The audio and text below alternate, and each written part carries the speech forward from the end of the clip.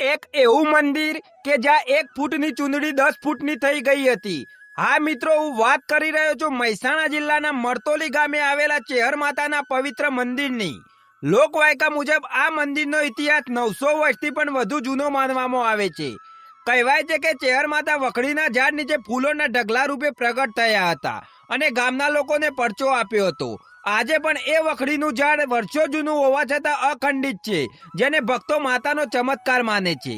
1996માં માતાજીનો સતચંડી યજ્ઞ યોજાયો હતો, ત્યારે ભક્તોની ભારે ભીડના કારણે લાડુની પ્રસાદી ખૂટી પડે તેવી સ્થિતિ બની।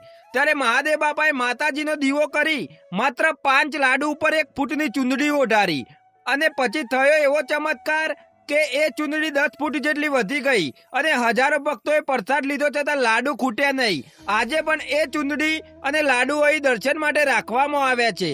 વસંત પંચમીનો દિવસ ચેહર માતાનો પ્રાગટ્ય દિવસ માનવામાં આવે છે। આ દિવસે દૂર દૂરથી ભક્તો અહીં દર્શન કરવા આવે છે અને સામે ચેહર માતા પણ કોઈ ભક્તને ખાલી હાથે પાછા જવા દેતા નથી। મરતોલી ચેહર માતાનું મંદિર મહેસાણાથી લગભગ 21 કિલોમીટર અને અમદાવાદથી આશરે 81 કિલોમીટર દૂર આવેલું છે।